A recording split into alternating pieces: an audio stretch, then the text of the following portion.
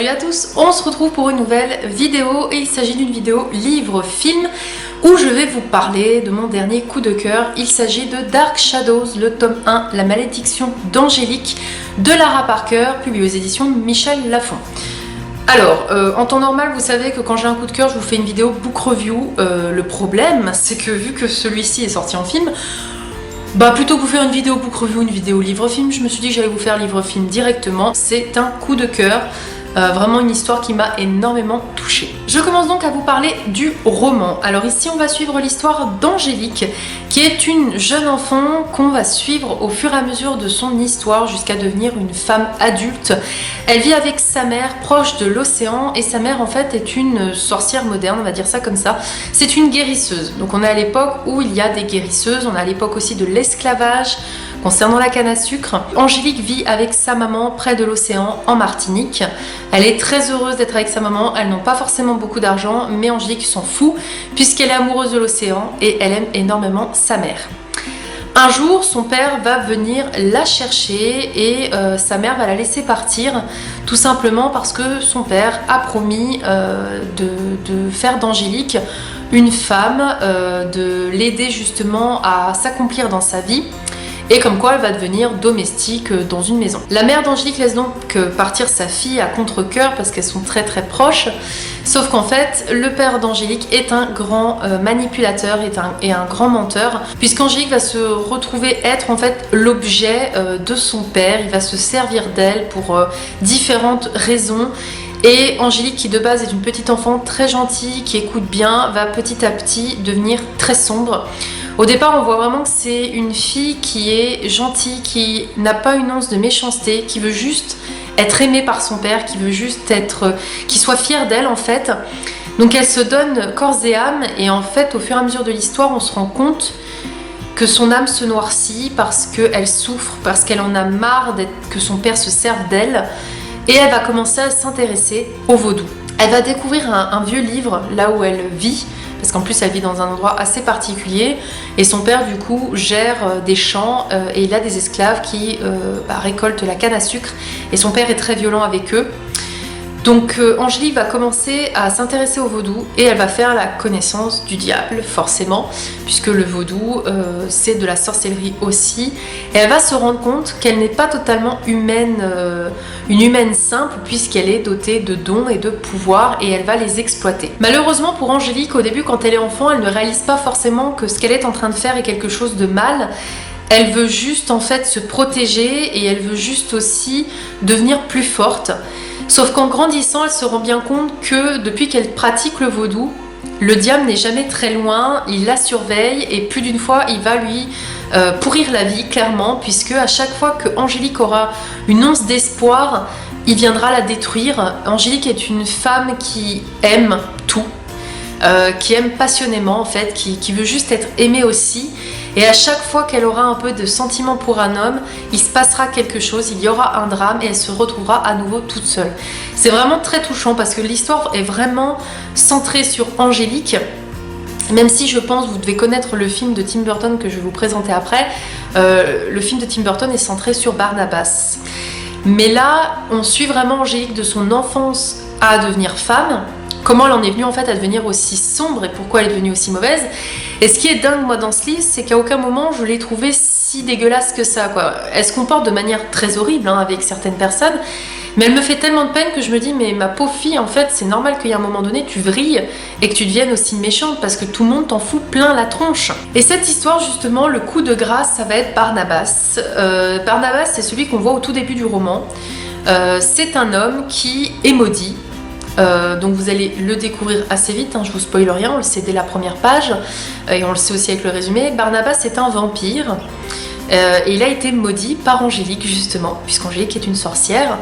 Il a été maudit, il est un vampire, à chaque fois il se fait passer pour un cousin éloigné dans sa famille parce que c'est un homme riche qui a un manoir à Collinwood, puisqu'il s'appelle Barnabas Collins, et il y a un médecin qui essaie justement de le soigner contre son vampirisme.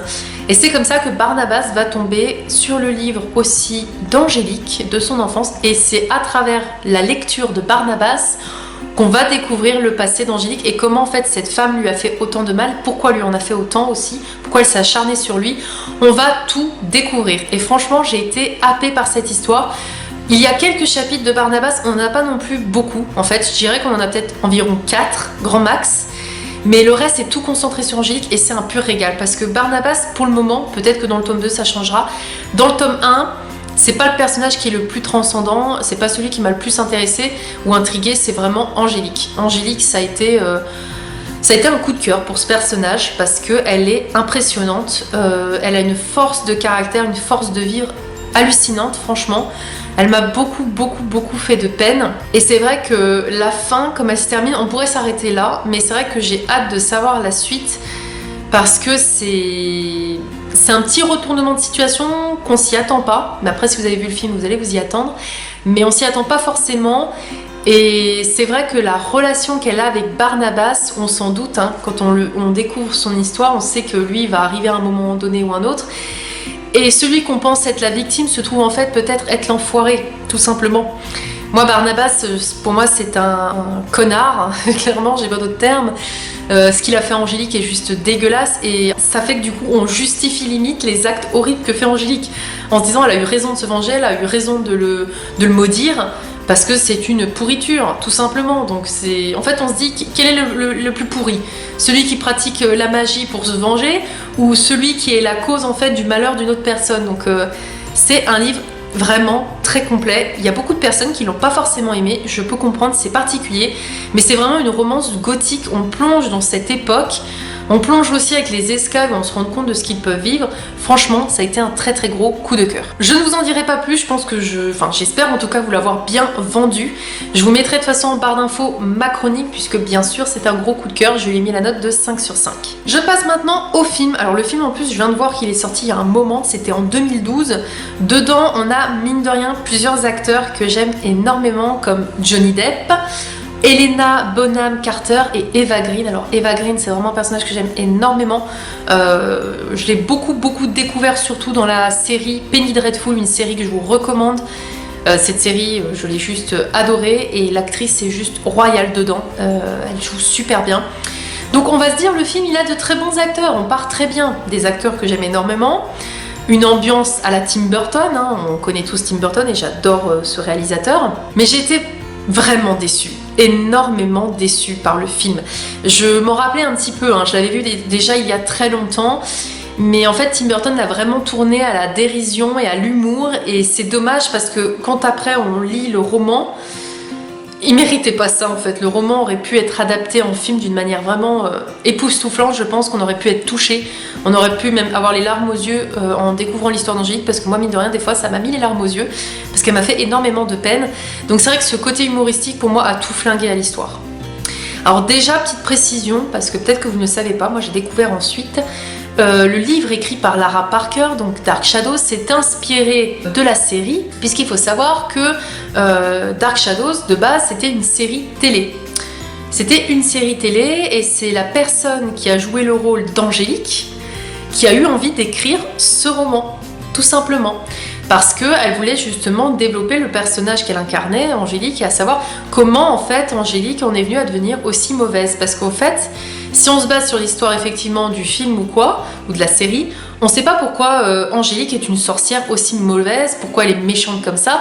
Donc l'auteur, Lara Parker, a raconté l'histoire d'Angélique qui pourrait, voilà ce qu'elle avait pu vivre, voilà ce qui s'était passé pour qu'on en vienne à un personnage aussi sombre aujourd'hui. Et ça vraiment c'est important de le savoir.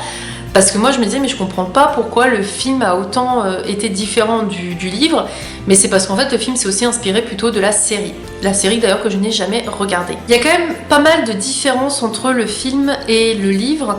Alors déjà dans le livre c'est pas un port où la famille de Collins là, ils sont pas spécialisés du tout dans la pêche, parce que là dans le film clairement c'est la pêche, c'est le port, Collins Port, voilà. Alors en fait pas du tout. Dans le livre c'est pas du tout la pêche, c'est vraiment la canne à sucre qui est le sujet central de l'histoire.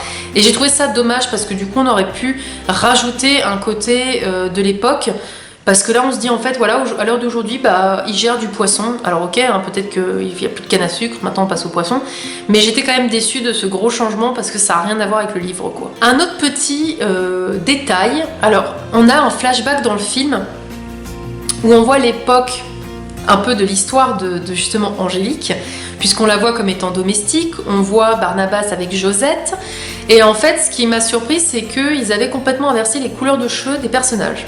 On a Angélique qui est brune dans ce petit flashback, et on a Josette qui est blonde, et c'est complètement l'inverse en fait. Dans le livre on accentue vraiment sur le fait qu'Angélique est une beauté.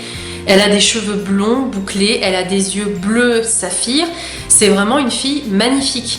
Et j'ai trouvé ça dommage que le petit flashback qu'on a dans le film nous montre Eva Green du coup qui joue Angélique, qui est brune, ok, Josette qui est blonde, ça n'a rien à voir avec le livre. Donc ce passage-là, ils auraient pu au moins faire en sorte qu'il soit à 100% adapté par rapport au livre.